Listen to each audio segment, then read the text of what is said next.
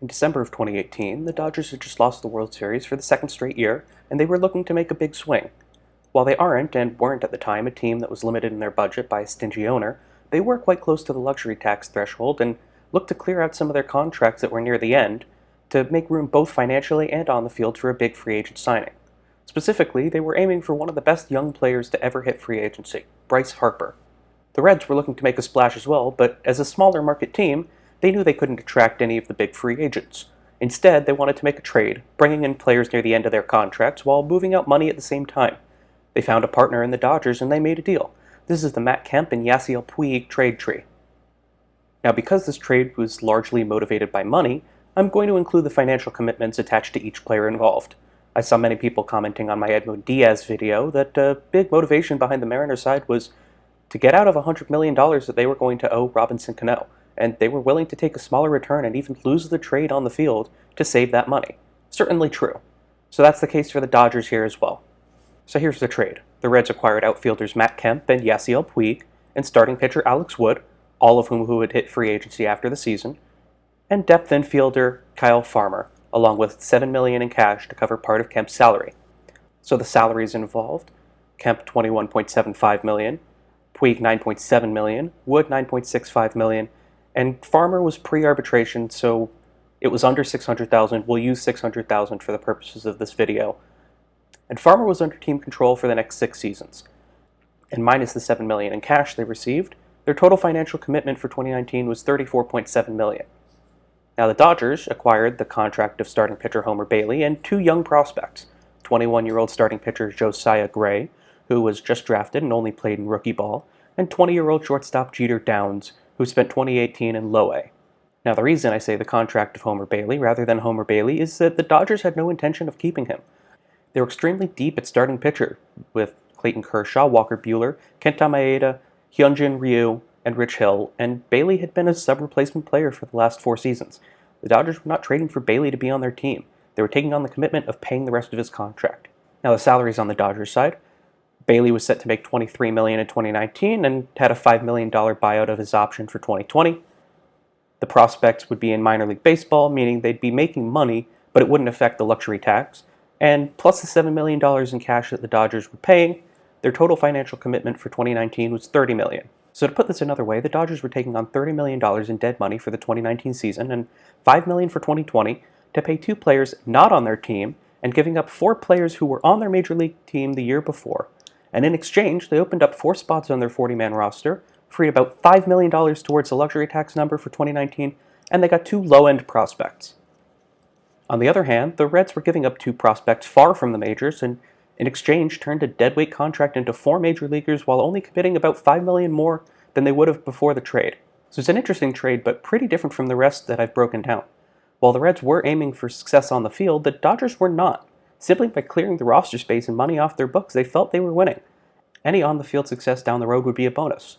So how did the players that the Reds got do? Well, Kemp unfortunately fell off a cliff when he joined the Reds.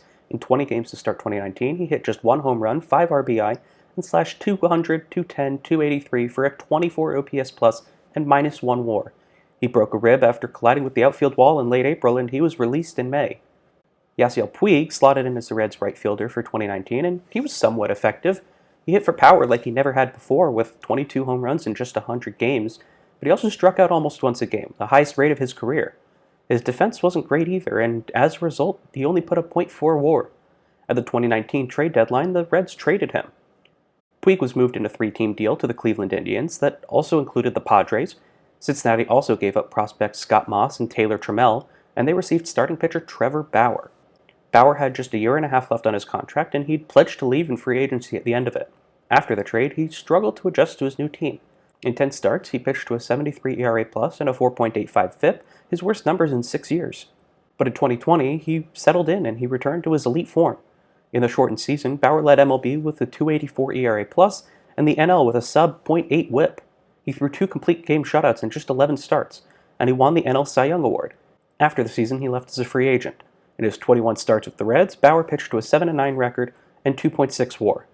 Now, something important for me to touch on that hasn't come up in any of my other trade trees: if a free agent leaves a team that gave him a qualifying offer, they get a draft pick in return. There's rules around which players are eligible for a qualifying offer and how much money they would make, but I'm not going to get into that now. All that's important here is that the Reds did give Trevor Bauer a qualifying offer, so when he left, they got an extra draft pick. That pick became the 30th overall pick in the 2021 draft, and the Reds selected Jay Allen, a high school outfielder from Florida. Allen is currently 21 years old. He spent a lot of 2023 out with various injuries, but when he was healthy, he was in high A. He's not a top 100 prospect in MLB. He's not even top 10 in the Reds system. He's at best a couple years away from reaching the majors, and his production at high A was disappointing this year. So he still has plenty of time, right? He's just 21, but he needs to make improvements to his game to eventually reach the majors. Alex Wood injured his back in spring training, and he missed most of the season recovering. He made just 7 starts, and he wasn't good when he played. He pitched to a 1-3 record, an 81 ERA+, a 1.4 WHIP, and minus .2 WAR. He then left as a free agent after the season, and he funnily went back to the Dodgers. Now, Kyle Farmer acted as a utility player for the Reds in 2019 and 2020, and he became the mostly full-time shortstop in 2021. And he took a large step forward that year. He hit double digits in home runs for the first time with 16, and he raised his OPS plus to a career-best 88. In 2022, he had another solid season at shortstop with 14 home runs, 78 RBI, and an OPS plus of 92. After the season, with Farmer already 32 and due to hit free agency in 2 years, plus the team having depth to replace him, the Reds traded him. In his 4 years with Cincinnati, Farmer played in 421 games, and he slashed .255, .311, .397 for an 86 OPS plus and 2.8 WAR. Farmer was traded to the Twins for minor league pitcher Casey Legomina. Legomina debuted with the Reds in 2023, and he wasn't great. He pitched to a whip of nearly 2, an ERA plus of 82, and minus .3 WAR in 12 2/3 innings out of the bullpen. He's still a Red this year, and he's likely to be a back-of-the-bullpen option for 2024. He's going to need to work on his control if he wants to succeed, as he gave up far too many hits and walks in his limited time. So overall, that's 4.3 WAR for the Reds in this trade, which is fine, but the problem is that most of it came after 2019.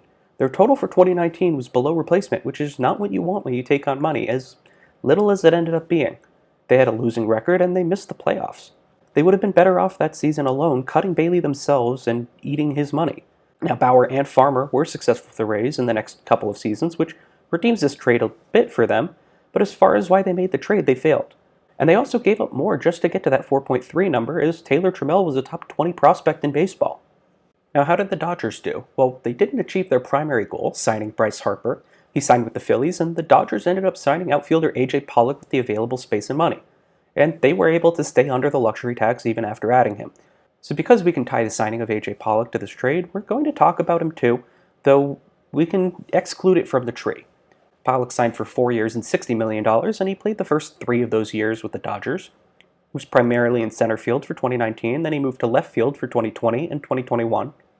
In his 258 games with the Dodgers, Pollock hit 52 home runs, 160 RBI, and slashed .282, .337, .519 for a 124 OPS plus and 3.9 WAR. But at age 33, his speed and defense were declining, and with a year left, the Dodgers traded him to the White Sox for closer Craig Kimbrel, who was the same age and also had a year left on his contract and had struggled with the White Sox. Dirty Craig was the Dodgers' primary closer in 2022, and he was fine.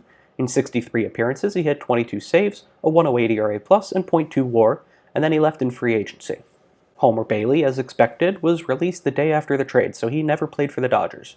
They paid out his $23 million salary for 2019 and bought out his 2020 option for $5 million. Josiah Gray became the Dodgers' number 18 prospect and worked his way up the minor leagues, making his debut with the Dodgers in 2021. He made a start in a relief appearance, and he wasn't very good in his 8 innings. He gave up 7 hits, 6 runs, 5 walks, and 4 home runs. He did strike out 13 batters, which was promising for a 23-year-old in his first major league action, but he was below replacement with a minus .1 WAR. At the 2021 deadline, Gray was sent with 3 other prospects, Keibert Ruiz, Gerardo Carrillo, and Donovan Casey, to the Nationals for 2 All-Stars, starting pitcher Max Scherzer and shortstop Trey Turner. Scherzer stayed elite through the rest of 2021. He pitched to a 7-0 record, a .214 ERA+, and 2.8 WAR in just 11 starts. He finished 3rd in NL Cy Young voting, and he received MVP votes.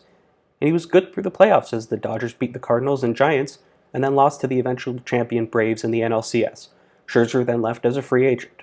Trey Turner moved to second base for the Dodgers for the rest of 2021, and he kept up his elite play. He slashed .338, .385, .565 for a 149 OPS plus in 52 games, and he finished 5th in MVP voting. Now in the playoffs, Turner struggled at the plate, hitting just .216 in the Dodgers' 12 games. With shortstop Corey Seager leaving in free agency, Turner shifted back there for 2022, his final season before his own free agency, and he was good again. He slashed .298, .343, .466 for a .124 OPS plus in 160 games. He made a second consecutive All-Star game, he won his first Silver Slugger, and he finished 11th in MVP voting. After the season, he left in free agency. He finished his 212 games with the Dodgers with 31 home runs, 128 RBI, 38 stolen bases, and slashing .307, .353, .490 for a .131 OPS plus and 7.3 WAR. Now, the Dodgers extended a qualifying offer to Trey Turner. They received the 137th pick in the 2023 draft because he left. With that pick, they selected Middle Tennessee State pitcher Eric Swan. Swan is coming off a rough junior season in college, but he finished really strong at the end of the year. And he's massive. He stands at 6'6" tall. He's got crazy velocity already at just 22, but his potential major league career will come down to whether the Dodgers can teach him to control it. Jeter Downs became the Dodgers' number 8 prospect and spent 2019 mostly in high A, and he got a short stint in double A where he was very successful. Heading into the 2020 season, he was ranked the number 44 prospect in baseball. The Dodgers made another big swing, which included Downs. Downs was traded alongside fellow prospect catcher Connor Wong, a young outfielder Alex Verdugo, and sent to the Red Sox for starting pitcher David Price and outfielder Mookie Betts. Now this is another trade where one of the major motivations of one team was money. Price was a salary dump in this trade. He was coming off his worst season in a decade, and he had 3 years and $96 million left on his contract. The Red Sox reportedly retained half of that, meaning the Dodgers would get him at $16 million a year. The Dodgers took on Price at that cost to lower the package to acquire Mookie Betts.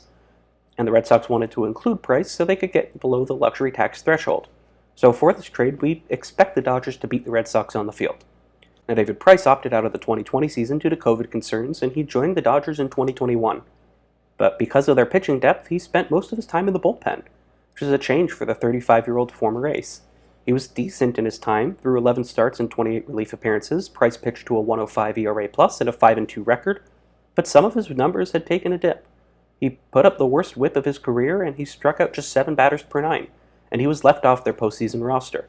Price returned to the Dodgers bullpen in 2022, and he was better, with a 165 ERA plus and a 1.16 whip in 40 appearances. He then hit free agency after the season, and he decided not to pitch in 2023. While he never officially retired, he's now 38, so it appears that his career is over. In his time with the Dodgers, he had a 7-2 record, a 120 ERA plus, and 1.4 WAR. Mookie Betts was a year from free agency, which is why the Red Sox were trading him. Before the 2020 season began, he signed a massive 12-year extension worth $365 million that will probably keep him in LA for the rest of his career. And in 2020, he continued to be one of the best players in the league. In 55 games, he slashed .292, .366, .562 for a 147 OPS plus and a league-leading 3.6 WAR. He won a Gold Glove and a Silver Slugger, and he finished second in MVP voting behind Atlanta's Freddie Freeman. And in the postseason, he continued his elite play. He batted .296 in 18 games as the Dodgers won the World Series. Now, the last 3 seasons of Mookie Betts as a Dodger weren't part of the original trade. There wasn't a guarantee he was still going to be there. So we're still going to talk about him a little bit, but his production won't count towards how the Dodgers did in this trade. You could argue that because they traded for him, the Dodgers put themselves in position to extend Betts, but for the purposes of this video, we're going to only consider the first year, because that was all that was guaranteed when they traded for him. Now, over the last 3 seasons, Betts has been just as good as he was before. He's made the All-Star game every year, he won another Gold Glove, 2 Silver Sluggers, and he's finished top 5 in MVP voting twice. 2023 was the best of those, as he led MLB with 8.3 WAR, and he's finished second in MVP voting again. He's got 9 more years left on his contract, and through 471 games in LA, he's put up a 145 OPS plus and 22.3 WAR. He's all but cemented his eventual case for the Hall of Fame, and at just 31, there's almost certainly more to come. But for the purposes of this trade, we're only going to count his 3.6 WAR from 2020. So adding that all together, the Dodgers got 15 WAR. Now, if you want to add in A.J. Pollock and Craig Kimbrell, that comes to 19.1 WAR. And that is obviously with the Dodgers giving up a lot of extra valuable pieces, but they managed to turn them into significant on-the-field value. So the Dodgers obviously won this trade on the field, even though they didn't really intend to. While they did add many more pieces to the 4 that they gave to Cincinnati, they ended up with Mookie Betts, who's a future Hall of Famer, and short stints from a few other very good players. I do think it's important to note that the Reds were never going to trade for Mookie Betts, since they could never have afforded to extend him. And they managed to get a great season of Trevor Bauer and solid production out of Kyle Farmer. And the reasoning behind this trade is one I totally understand. They took a swing on 3 players who'd been All-Stars before and only added about $5 million to their 2019 payroll, and hoped they could either compete with them or move them at the deadline. In theory, it's great reasoning behind making the trade. It's just unfortunate that Kemp was so bad and hurt, and Wood also got hurt. And the prospects that they gave up, Gray and Downs, they weren't all that amazing when they gave them up. It's only once they ended up in the Dodgers system that things clicked for both players and they became highly touted. They didn't really have much value to the Reds, but when the Dodgers were trading them, they were much more valuable as they'd improved in the minors and were closer to the majors. And we can't ignore the fact that some of the extra pieces the Dodgers added, such as Keibert Ruiz and Alex Verdugo, are solid major league contributors on their new teams. Anyway, let me know down in the comments if you enjoyed this video, like and subscribe if you made it this far, and up next we're going to be doing something a little bit different. We're going to be covering the most traded player in MLB history.